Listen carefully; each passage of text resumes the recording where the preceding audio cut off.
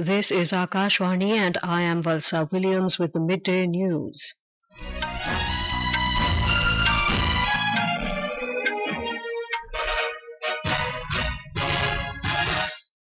The headlines. President Droupadi Murmu arrives in Fiji on two-day official visit to hold bilateral meetings with her counterpart Williame Katonivere. Budgetary allocations for health sector increased 164% to over 90,000 crore rupees in last 10 years, says government. Unrest continues in Bangladesh as protesting students call for long march to Dhaka. Broadband internet services shut down in some parts of the country. US issues warning to G7 countries of possible retaliation by Iran and Hezbollah against Israel following assassination of Hamas leader. Global markets plunge amid US recession fears. Japan's Nikkei posts biggest intra-day loss since 1987. And in Paris Olympics, Indian shuttler Lakshya Sen to play for bronze medal at Paris Olympics this evening.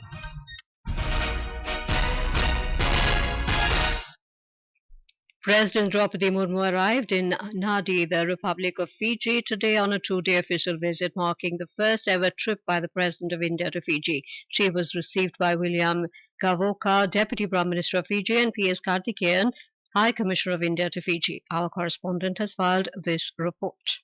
President Droupadi Murmu will participate in official engagements in Suva and Nadi tomorrow and day after. President Murmu will hold bilateral meetings with President of Fiji, Williame Katonivere, and Prime Minister Sitiveni Rabuka. The President will address the Fijian Parliament and hold a community reception. She will also visit the Gandhi Memorial College in Suva and Sri Siva Subramanya Swami Temple in Nadi. The visit aims to bolster the historic ties India shares with the island nation. With Sri Sai's report from Fiji, Swati Rakheja for Akashvani News. President Murmu will visit New Zealand on the 8th and 9th of August on the second leg of her tour. She will hold a bilateral meeting with Governor General Cindy Kiro and meet Prime Minister Christopher Luxon. President Murmu will also address an international education conference in Wellington and address the Indian diaspora in Auckland. On the last leg of the tour, President Murmu will visit Timor-Leste on the 10th of August and hold a bilateral meeting with President Jose Ramos Horta. Prime Minister of Timor-Leste, K. Ralazana Gusmao, will call on President Murmu. The Lok Sabha today approved the demands for grants under the control of Ministry of Health and Family Welfare for 2024-25 after discussion. Replying to the discussion on demands for grants in the House, Union Minister for Health and Family Welfare Jagat Prakash Nadda said the Modi government has given utmost priority to the health sector. The Union Minister informed that the budgetary allocations have gone up from 33,278 crore rupees in 2013-14 to 90,958 crore rupees in 2024-25, registering an increase of 164%. He said of the total budget, 55% of the amount is spent through the National Health Mission. Minister of State for Finance Pankaj Chaudhary today said ground-level credit in rural areas has increased from 7.3 lakh crore rupees in 2014 to 25.46 lakh crore rupees in 2024 so that people can avail the benefits. In reply to supplementaries in the Lok Sabha, the minister informed the House that under Kisan Credit Card, a crop loan of 4.26 lakh crore rupees was extended to farmers, while in 2014 this number grew to 9.82 lakh crore rupees. Mr. Chaudhary informed that the government has taken a lot of initiatives for the welfare of farmers and enhanced the agricultural produce. He added that under Pradhan Mantri Jan Dhan Yojana (PMJDY), over 52 crore accounts were opened to ensure financial inclusion. The minister also said the government has implemented various schemes for the youth, including Mudra Yojana and Startup India. He informed that in the union budget, the government has also announced an internship scheme for the youth, and the loan facility under Mudra scheme has also been increased from 10 lakh to 20 lakh rupees in the budget. The centre today said so far 138 crore rupees have been returned to 17,250 claimants who have invested in Sahara India Real Estate Company and Sahara Housing Investment Corporation. This was informed by Union Finance Minister Nirmala Sitharaman while replying to supplementaries during the question hour in Lok Sabha. She said around 26,000 crore rupees was amassed from 3.07 crore investors by Sahara India finance companies. She said the return of the money to investors is monitored by regulator SEBI and committees constituted by the Supreme Court. The committee with the retired judge sitting and looking at each one of them, yes, looking at each one of the claims. Most of the small claimants have all been cleared because their documents are there. It is approved as per a standard operating protocol for each one. Meaning, for the cooperators, there is SOP, which is judge determined. For the SEBI control regulated one, there is a SOP based on that. For those who are rejected, it is not rejection. We are telling them, get further documents so that your claim will be all the more strengthened and we can give it.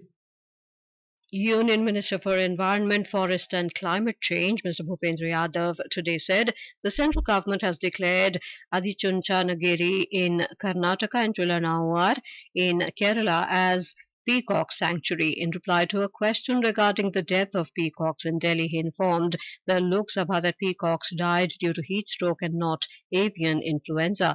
The minister said several measures are being taken for the conservation of the national bird, and the ministry has also set up breeding and conservation centres for peacocks. Chief of Defence Staff General Anil Chauhan is chairing an apex-level tri-service financial conference in New Delhi. The conference is aimed at enhancing cooperation and synergy in financial issues of the armed forces. During the conference, discussions are scheduled on aspects of understanding the perspectives of various stakeholders in defence, finance, and finding solutions to challenges faced in defence procurements.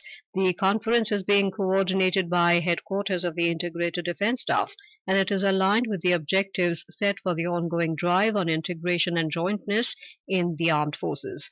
Talking to reporters, Air Vice Marshal Anil Sabharwal said today's conference topic was to enhance financial cohesion and synergy. Major General Sandeep Narang said if the country has to move forward, it has to become self-reliant. He said during this conference, all three defence forces, Army, Air Force and Navy will discuss ways to move forward with the budget that has been allocated to it. एक देश के बतौर आगे बढ़ना है तो आत्मनिर्भरता के अलावा हमारे पास आगे कोई रास्ता नहीं है. सो कॉन्फ्रेंस में बेसिकली सारी सर्विसेज जितने भी हैं यहाँ पे अपने अपने आइडियाज एक्सचेंज करते हैं. फाइनेंशियल एडवाइजर्स हैं हमारे पास में, ये देखने के लिए कि हम इस डायरेक्शन में कैसे आगे बढ़ सकते हैं. This is Akashvani giving you the news. For quick news updates round the clock, follow us on our X handle at AIR News Alerts. Bangladesh has plunged into chaos as violent clashes between police and anti-government protesters resulted in the deaths of at least 90 people yesterday, with hundreds more injured. The demonstrations began last month with students seeking to end a quota system for government jobs, but clashes have now turned into a wider anti-government movement and one of the most significant crises during Hasina's 20-year rule. The government has imposed a curfew for an indefinite period and cut off broadband and mobile internet services in several parts of the country in an attempt to stem the unrest. We have more from our correspondent. In Bangladesh, the protesters have given a call for a long march to Dhaka amid the situation is very critical in Dhaka and other parts of the country today. The government has deployed the army and other law enforcement agencies to stop such actions and to enforce the curfew imposed from yesterday evening. The entry points of Dhaka are blocked by the security forces. However, there are updates coming about crowd gatherings and violent clashes from Dhaka and many other cities of Bangladesh. Padma Bridge and Jamuna Bridge connecting the southwest Bangladesh and northwest Bangladesh respectively to Dhaka have been blocked for the movement of traffic by the security forces. Navalshan Parmar, Akashvani News, Dhaka.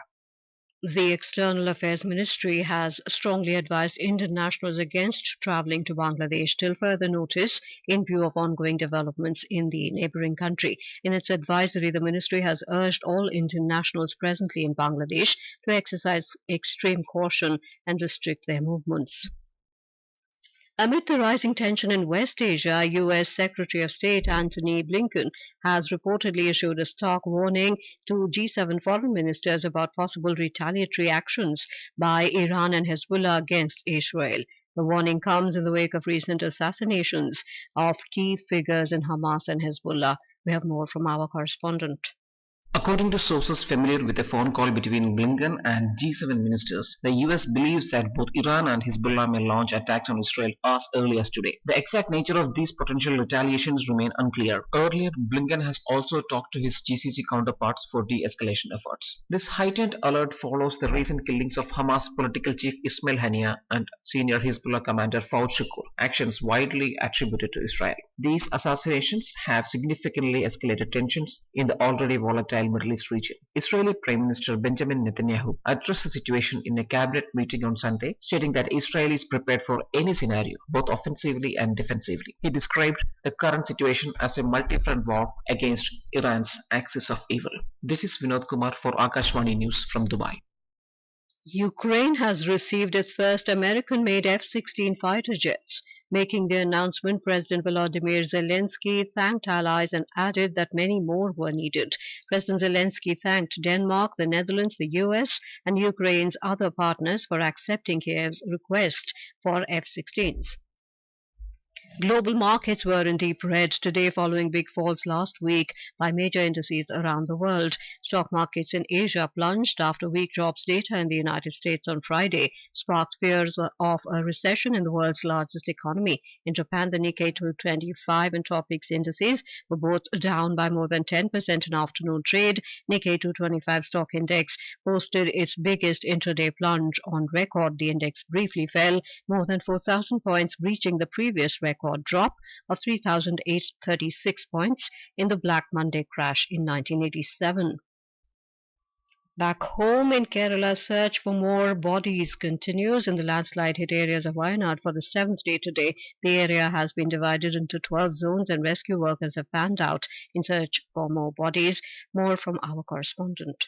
The search today is focused on Mundakai and Churalbala areas, places heavily battered by last Tuesday's landslide. One more body recovered by the search teams from the debris has been dispatched to the Mepadi Community Health Center. 15 sniffer dogs are deployed in the search efforts. Rescue teams have intensified search for more bodies in Chalia River at Nilambur and adjoining forest areas in Malappuram. With Arun Vincent in Wayanad, Raj Mohan, Akashvani News, Kochi. The search operation for 40 missing people in the recent cloudburst incidents in Shimla, Mandi and Kullu districts of Himachal Pradesh continues for the fifth day today. Search operations in these disaster-affected areas had resumed this morning. During the search operation today, 2 more bodies were recovered from Dogli near Sunni in Shimla district. In Maharashtra, the number of Zika patients is steadily increasing in Pune, with 5 pregnant women and 2 others testing positive yesterday, taking the number of cases in the district to 72. In Jammu and Kashmir, the authorities today suspended the Amarnath Yatra for a day over security concerns, as today is the 5th anniversary of the abrogation of Article 370. Akashvani Jammu correspondent reports that the Yatra remained suspended from Bhagwati Nagar base camp in view of intelligence inputs. Minister of Communications Jyotiraditya Scindia and Minister of Youth Affairs and Sports Dr. Mansukh Mandavia today released a set of 4 commemorative postage stamps to celebrate the 33rd Olympics Games currently going on in Paris. This event was held in New Delhi today. 10-meter air pistol mixed team medalist Sarabjot Singh, steeplechase athlete Sudha Singh and former cricketer Akash Chopra also attended the event.